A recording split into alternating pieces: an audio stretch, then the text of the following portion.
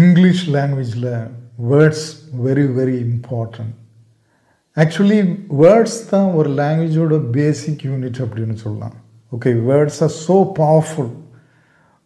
உங்கள் லாங்குவேஜ் வந்து spoken language especially ரொம்ப பவர்ஃபுல்லாக பியூட்டிஃபுல்லாக இருக்கணும்னா நீங்கள் நிறைய வேர்ப்ஸும் அட்ஜெக்டிவ்ஸும் யூஸ் பண்ணணும். ஸோ ஒரு ஆளோட இங்கிலீஷ் ஸ்டாண்டர்ட் எந்த அளவுக்கு இருக்குது அதை மெஷர் பண்ணணும்னா அதுக்கு ஒரு வழி என்னென்னா அந்த ஆள் என்ன மாதிரியான வேர்ட்ஸ் யூஸ் பண்ணுறாரு, எந்த ரேஞ்சில் உள்ள வேர்ட்ஸ் யூஸ் பண்ணுறாரு, அதை வச்சு அவங்களோட ஸ்டாண்டர்டை நம்ம கால்குலேட் பண்ண முடியும். இந்த வீடியோவில் 10 இம்பார்ட்டண்ட் வேர்ட்ஸ். இந்த 10 வேர்ட்ஸ், இந்த 10 வேர்ட்ஸும் உங்களுக்கு தெரிஞ்சிருந்தா உங்கள் இங்கிலீஷ் எக்ஸலன்ட் லெவல் அப்படின்னு சொல்லலாம். ஸோ இந்த வீடியோவை நீங்கள் வாட்ச் பண்ணுவதனால உங்கள் இங்கிலீஷ் எந்த லெவலில் இருக்குது அதை கண்டுபிடிக்க முடியும். That is one thing. Another thing, இந்த 10 வேர்டையும் நீங்கள் லேர்ன் பண்ணுவதனால உங்கள் இங்கிலீஷை ஒரு எக்ஸலன்ட் லெவல் ஆஃப் இங்கிலீஷுக்கு கொண்டு போக முடியும். 10 வேர்டு தானே அப்படின்னு நீங்கள் நினைப்பீங்க, ஆனால் ஆக்சுவலி இந்த 10 வேர்டை நீங்கள் யூஸ் பண்ணும்போது அந்த டிஃப்ரென்ஸை உங்கள் இங்கிலீஷை கேட்குறவங்க ஃபீல் பண்ண முடியும். ஹாய் மக்களே, welcome to professor JD junction. This is English language series. ஒவ்வொரு வேர்டையும் நான் சொல்லும்போது உங்களுக்கு அந்த வேர்ட் அதோட யூசேஜ் தெரிஞ்சிருந்தால் அதை டிக் பண்ணுங்கள். கடைசியாக உங்களுக்கு எவ்வளோ ஸ்கோர் வந்திருக்கு அப்படின்னு நீங்கள் கமெண்ட்ஸில் போடுங்க. அது 0 ஸ்கோராக இருந்தாலும் நோ ப்ராப்ளம், டோன்ட் வரி, கமெண்ட்ஸில் அதை ஷேர் பண்ணுங்கள். Okay, first word number 1, weird. Weird, ஆனால் அந்த ஆர் சைலண்ட்டாக வரும். So weird. ஓகே, வியர்டுன்னா என்ன, மீனிங் என்ன? வியர்டுன்னா சம்திங் ஸ்ட்ரேஞ்ச், வித்தியாசமான, இல்லைன்னா அன்யூஷுவல், அன்எக்ஸ்பெக்டட், அந்த மாதிரி மீனிங்கில் வரும். தமிழில் சொல்லணுன்னா ரொம்ப வித்தியாசமான, எதிர்பாராத, நேச்சுரலாக இல்லாத, ஓகே, இந்த மீனிங்ஸில் வரும். எக்ஸாம்பிள் கவனமாக கேளுங்க. She is a little weird அப்படின்னு சொல்லலாம். She is a little weird. அவள் கொஞ்சம் வித்தியாசமானவள், அவள் நார்மலானவள், கொஞ்சம் வித்தியாசமானவள். Okay, he has a weird look. அவனோட லுக் ரொம்ப கொஞ்சம் வித்தியாசமாக இருக்குது, அன்யூஷுவலாக இருக்குது, ஸ்ட்ரேஞ்சாக இருக்குது.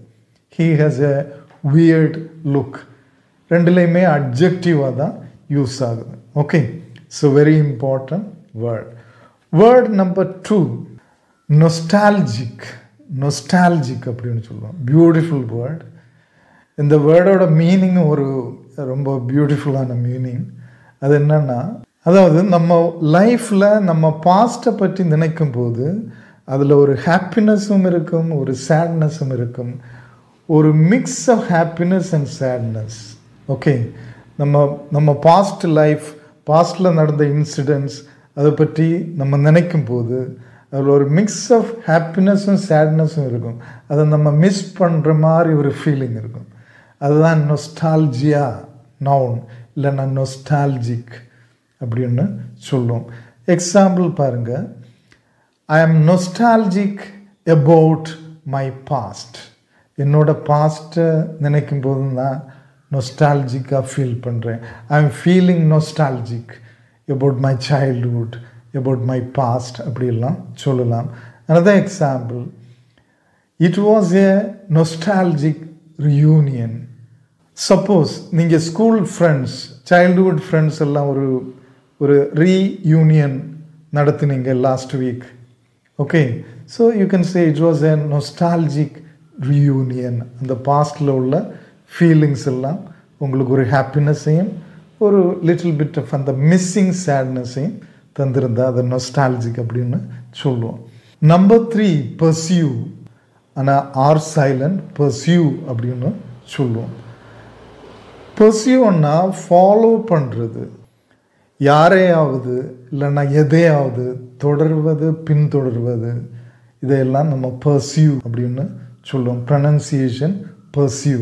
இந்த வேர்ட்ஸ் நீங்கள் கேட்கும்போது அதோட ஸ்பெல்லிங், ப்ரொனன்சியேஷன் அதையும் கூட லிசன் பண்ணுங்க கேர்ஃபுல்லாக. Okay, example, the car was pursued by a few helicopters. Car வந்து 2-3 ஹெலிகாப்டர்ஸால் ஃபாலோ பண்ணப்பட்டது. passive voice.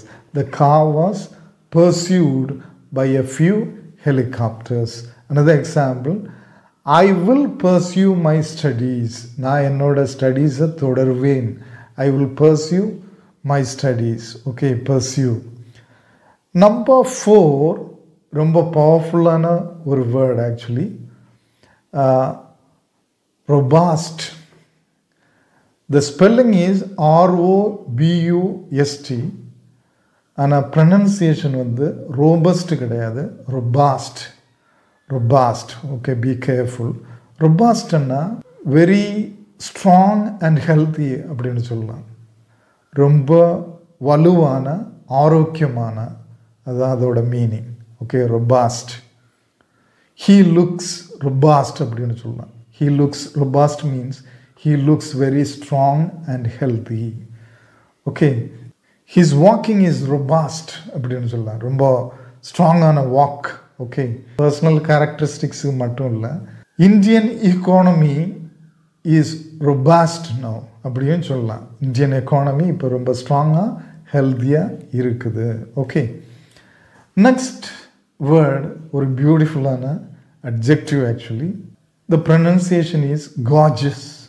gorgeous. Okay, spelling வந்து டிஃப்ரெண்ட்டாக இருக்கும். GORGEOUS. GORGEOUS. ஆனால் ப்ரனன்சியேஷன் வந்து gorgeous. அதோட மீனிங் என்ன? gorgeous மீன் so beautiful, அழகான, ரொம்ப ப்ளசண்ட்டாக இருக்கக்கூடிய ஒரு காரியம். Okay, she is so gorgeous. His dress is gorgeous. Okay, the bride looked gorgeous. Okay, what a gorgeous dress, look at that. Okay, ரொம்ப பியூட்டிஃபுல்லான ஒரு வேர்டு. நீங்கள் எப்போவுமே உங்கள் கான்வர்சேஷனில், ஸ்பீக்கிங்கில் யூஸ் பண்ணலாம். ஓகே, 6th வேர்டு, another ரொம்ப வித்தியாசமான wonderful word, actually tantalizing. tantalizing. tantalizing என்ன? உங்களை ஏங்க வைக்கும், உங்களுக்கு சபலமூட்டும். tempting அப்படின்னு சொல்லலாம். உங்களை ஏங்க வைக்கக்கூடிய something. ஓகே, ஸ்பெல்லிங் வந்து TANTALIZING. tantalizing. Okay, beautiful word actually. Example பார்க்கலாம். The river was so tantalizing, I wanted to swim. அந்த river ரொம்ப டெம்ப்டிங்காக இருந்தது. அதோட அழகு இல்லைன்னா என்னதோ ஒன்று என்னை டெம்ப்ட் பண்ணிச்சு, எனக்கு ஸ்விம் பண்ண தோணிச்சுது. another example, it is a tantalizing job offer. அது ரொம்ப அட்ராக்டிவான, டெம்ப்ட் பண்ணக்கூடிய ஒரு job offer. 7th word phenomenal. phenomenal ஆனால் ஸ்பெல்லிங் வந்து PHENOMENOL. ஆனால் ப்ரனன்சியேஷன் வந்து Fல தொடங்கும். phenomenal. ஓகே, phenomenal மீன்ஸ் மிகச்சிறந்த, உன்னதமான, வெரி கிரேட், இம்ப்ரெசிவ் அந்த மீனிங்கில் வரும். ஸோ எங்கேயாவது உங்களுக்கு கிரேட், வெரி கிரேட், நைஸ் அந்த மாதிரி சொல்லுறதுக்கு அதை விடவும் சிறந்தது அப்படின்னு சொல்லணும்னா phenomenal அப்படின்னு சொல்லலாம். her achievement was phenomenal. okay, it was a phenomenal success. It was a phenomenal win for the Indian cricket team. okay, அந்த மாதிரி நீங்கள் யூஸ் பண்ணலாம். 8th word. okay, another important word. pronunciation is hazardous. hazardous. ஆனால் spelling வந்து HAZARDOUS. இங்கே R சைலண்டாக வரும். hazardous அப்படின்னு ப்ரொனவுன்ஸ் பண்ணுவோம். hazardous மீன்ஸ் டேஞ்சரஸ் அந்த மீனிங்கில் வரும். ஓகே, அபாயகரமான, நமக்கு தீங்கு விளைவிக்கக்கூடிய. ஓகே, அபாயகரமான, தீங்கு விளைவிக்கக்கூடிய, டேஞ்சரஸ் அந்த மீனிங்கில் நீங்கள் இதை யூஸ் பண்ணலாம். hazardous இன்ஸ்டெட் ஆஃப் டேஞ்சரஸுக்கு கூட இந்த வேர்டை நீங்கள் யூஸ் பண்ணலாம். Example, it's a hazardous game. இது ஒரு டேஞ்சரான, அபாயம் விளைவிக்கக்கூடிய ஒரு விளையாட்டு. Okay. another example, drinking alcohol is hazardous to health. Drinking alcohol is hazardous to health. Okay. 9th word, இது ஒரு நுணுக்கமான வேர்ட், nuance அப்படின்னு சொல்லுவோம். pronunciation is nuance. pronunciation ரொம்ப கேர்ஃபுல்லாக நீங்கள் கேட்கணும், ஏன்னா அதோட ஸ்பெல்லிங் டிஃப்ரெண்ட்டாக இருக்கும்.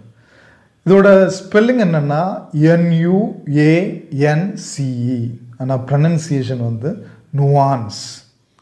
nuanceன்னா நுணுக்கமான, ரொம்ப சிறிய டிஃப்ரென்ஸ், இல்லைன்னா ரொம்ப சிறிய நுணுக்கமான காரியங்கள். Okay. For example, scientist explore the nuances of creation. இந்த உலகத்தோட கிரியேஷனுக்கும் ஒவ்வொரு நுணுக்கத்தையும் சயின்டிஸ்ட்டு படிச்சுட்டு இருக்காங்க, எக்ஸ்ப்ளோர் பண்ணிட்டு இருக்காங்க. Okay. another example, actors must know the nuances of facial expression. actors வந்து ஃபேஷியல் எக்ஸ்ப்ரெஷனோட எல்லா நுணுக்கங்களையும் அறிந்திருக்கணும். Okay. that is the meaning. and the last word, that is also a ரொம்ப புதிரான ஒரு வேர்டு அப்படின்னு சொல்லலாம், intriguing. Okay. intriguing spelling INTRIGUING. intriguing. intriguingன்னா மர்மமான, புதிரான, bustling. Okay. நமக்கு அவ்வளோ புதிராக இருக்கக்கூடிய. Example, he has an intriguing personality அப்படின்னு சொல்லலாம். அவனோட பர்சனாலிட்டி கொஞ்சம் மர்மமானது, புதிரானது, அதை ஈஸியாக கண்டுபிடிக்க முடியாது. another example, her behavior is intriguing. அவளோட பிஹேவியர், நடத்தைகள் புதிரானதாக இருக்குது, கண்டுபிடிக்க முடியல. ஓகே. இப்போ பாருங்கள், all the 10 words are over. ப்ரனன்சியேஷனை catch பண்ணியிருப்பீங்க, ஸ்பெல்லிங் தெரியும், யூஸ் பண்ண துவங்குங்க. ஓகே. இப்போ இதில் உங்களுக்கு எத்தனை மார்க் கிடைச்சிருக்கும், உங்களுக்கு இப்போ புரிஞ்சிருக்கும், டிக் பண்ணியிருப்பீங்க. அதை கண்டிப்பாக கமெண்ட்ஸில் போடுங்க. ஓகே. இதில் ஏதாவது டவுட் இருந்தாலும் கமெண்ட்ஸில் கேளுங்க. இந்த வீடியோ யூஸ்ஃபுல்லாக இருந்தால் அதையும் கமெண்ட்ஸில் ஷேர் பண்ணுங்கள். நீங்கள் என்னோட சேனல் சப்ஸ்கிரைப் பண்ணாமல் பார்த்துட்டு இருந்தால் சப்ஸ்கிரைப் பண்ணுங்கள், லைக் பண்ணுங்கள், ஷேர் பண்ணுங்கள். till we meet in the next video, wish you all the best.